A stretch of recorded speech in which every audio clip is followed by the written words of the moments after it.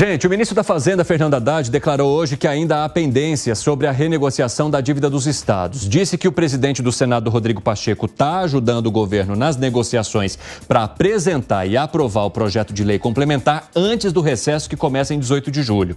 O ministro das Relações Institucionais, Alexandre Padilha, disse que o Rio Grande do Sul, como adiantei para vocês, deverá ter tratamento específico, justamente por conta do prejuízo provocado pela chuvarada lá em maio. Eu quero entender de vocês qual é a importância de se acelerar, então, essas negociações e ter uma resposta antes do recesso parlamentar. Gustavo Segré.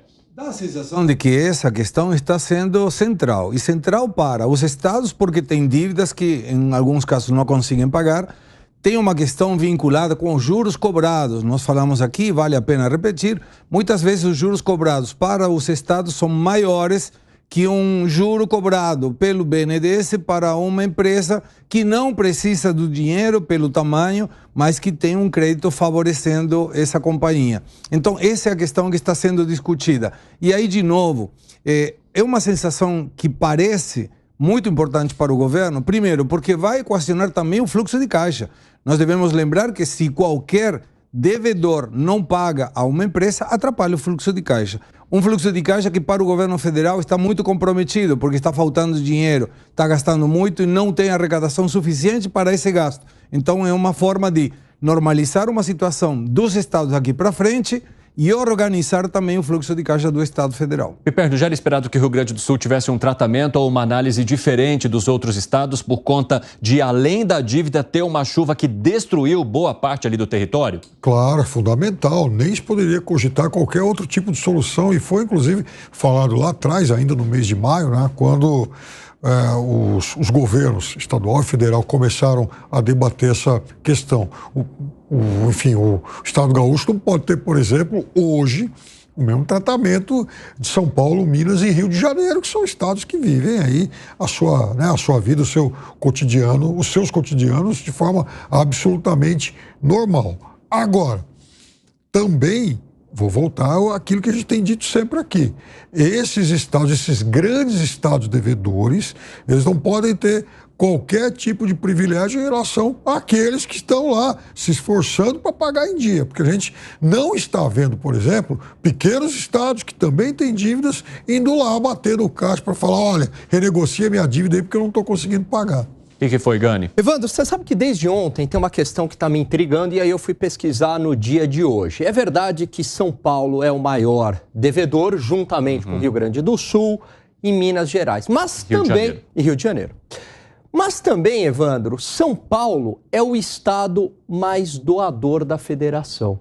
Então, o que isso significa? Tem uma reportagem do Poder 360, se eu não me engano, de 2022, onde eles fizeram um levantamento que São Paulo, ele acaba dando ali quase 540 bi em impostos e recebe apenas 80 bi, algo desse tipo. Ou seja, São Paulo é um doador para os outros estados. Da mesma maneira, na segunda colocação vem Brasília, segundo Rio de Janeiro, com déficit de 153 bi, depois vem Brasília, Rio Grande do Sul e Minas Gerais.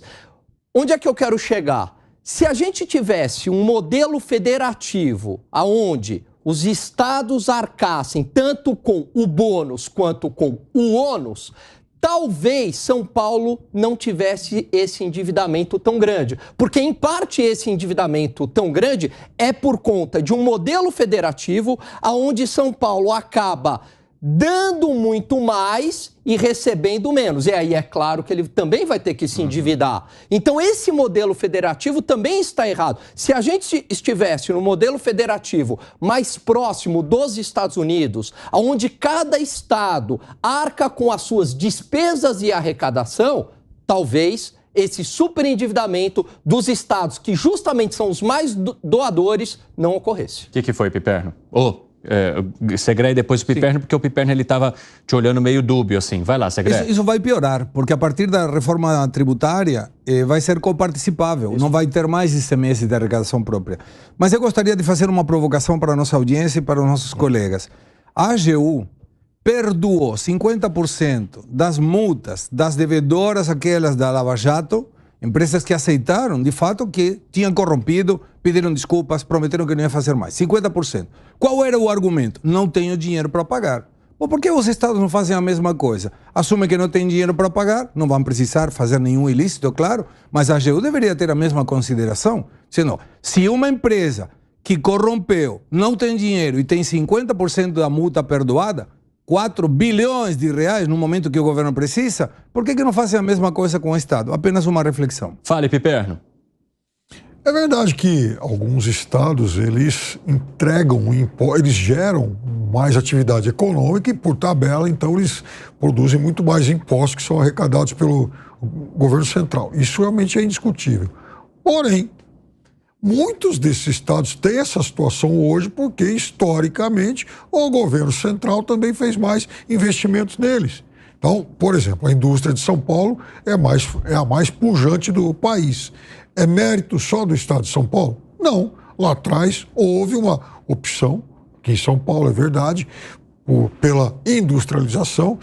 Mas, por exemplo, o presidente Juscelino, quando atraiu a indústria automobilística aqui para o Brasil, onde foi instalado? São Paulo, com investimento federal, um apoio, e que, aliás, desde sempre eles gozaram de subsídios, de incentivos.